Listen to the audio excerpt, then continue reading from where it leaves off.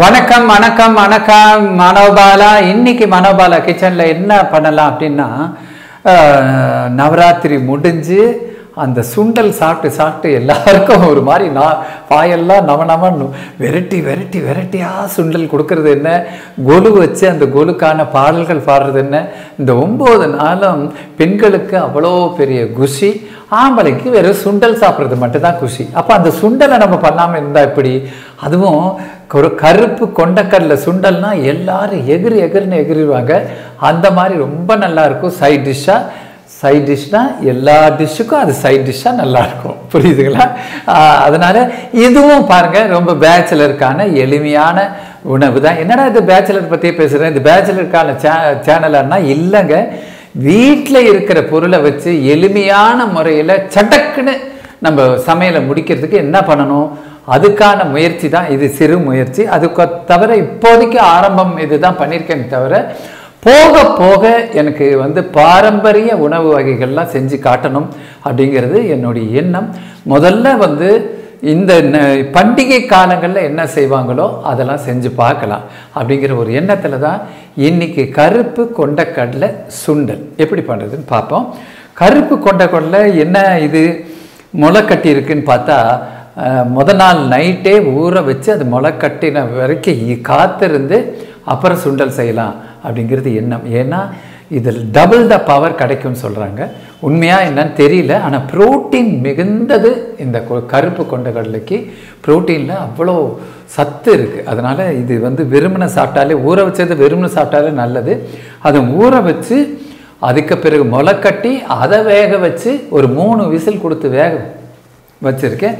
அப்புறம் தேவையான பொருட்கள் என்னன்னு பார்த்தீங்கன்னா, வெறும் தாளிக்கிற ஐட்டங்கள வரமிளகா, கருவேப்பிலை, கடுகு, உளுத்தம்பருப்பு, கடலைப்பருப்பு, கொஞ்சம் தேங்காங்க, அவ்வளோதான். இது டோட்டலாக டபக்குன்னு முடிச்சிடலாம் வாங்க.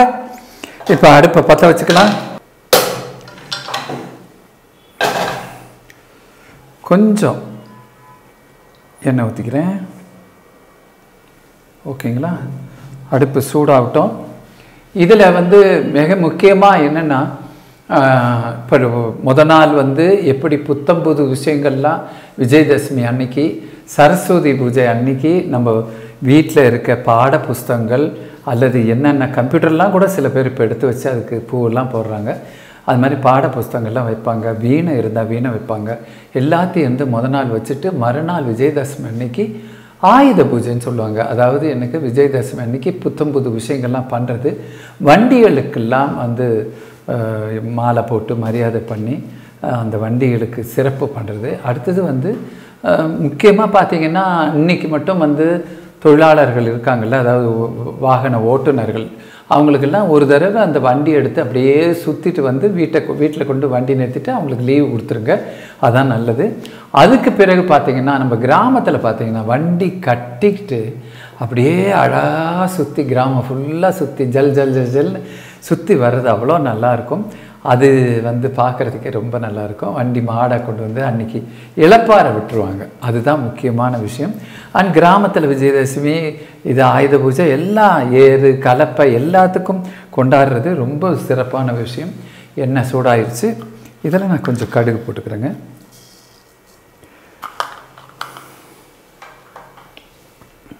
கடுகு நல்லா பொரிஞ்சு வரட்டும்.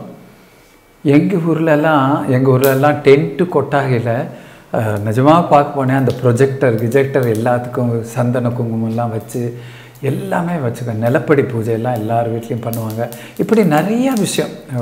அதை மாடை எப்படி கொண்டாடுறோமோ அது வேறு ஏறு கலப்பை இதெல்லாம் கொண்டாடுறது சிறப்பான விஷயம். இதில் கொஞ்சம் சின்ன இது பாருங்கள், இவ்வளோ தான், சின்ன டீஸ்பூன்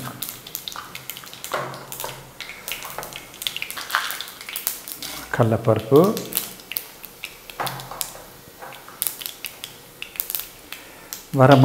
வரமிளகாவை நல்லா உடச்சி, ஏன்னா காரங்கிறது இதுதான் காரம், வேறு எதுவுமே காரம் கிடையாதுங்க. அதனால் இது நல்லா உடச்சி போட்டுருங்க. ஓகேங்களா? இப்போ கருவேப்பிலை போட்டுருங்க. கொஞ்சம் லேசாக சாட் பண்ணுங்கள்.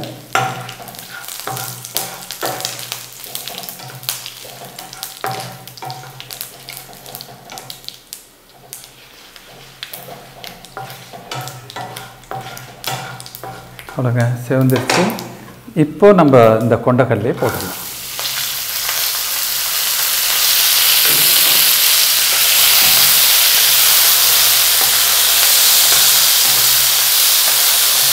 சூப்பராக பாருங்கள், சுற்றி மணக்குது.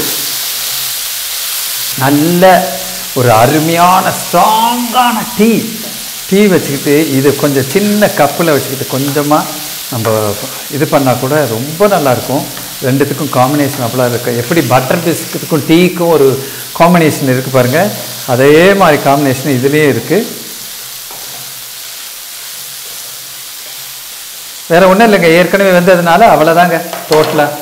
இப்போது இந்த தேங்காவை போட வேண்டியதான்.